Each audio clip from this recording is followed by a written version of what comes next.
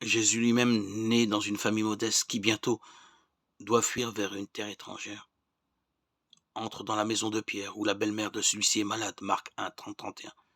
Et il se laisse impliquer dans le drame de la mort, dans la maison de Jaïr ou chez Lazare, Marc 5, 22, 24. Jean 11, 1, 44. Jésus écoute le cri désespéré de la veuve de Naïm face à son fils mort, Luc 7, 11, 15. Il écoute la clameur du père de l'épileptique dans un petit village en campagne, Marc 9, 17, 27. Il rencontre les publicains comme Matthieu ou Zachée dans leur propre maison, Matthieu 9, 9, 13, Luc 19, 1, 10. Ainsi que des pécheresses comme la femme qui a fait éruption dans la maison du pharisien, Luc 7, 36, 50. Il connaît les angoisses et les tensions des familles qu'il introduit dans ses paraboles.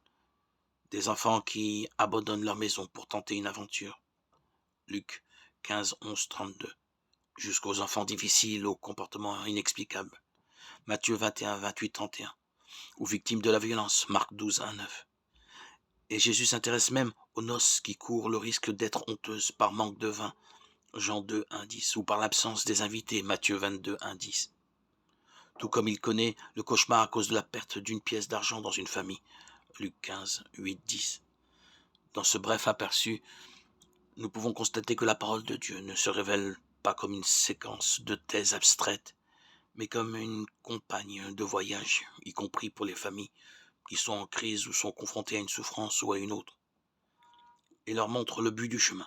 Lorsque Dieu essuiera toute larme de leurs yeux de mort, il n'y en aura plus de pleurs, de cris et de peine. Apocalypse 21, 4.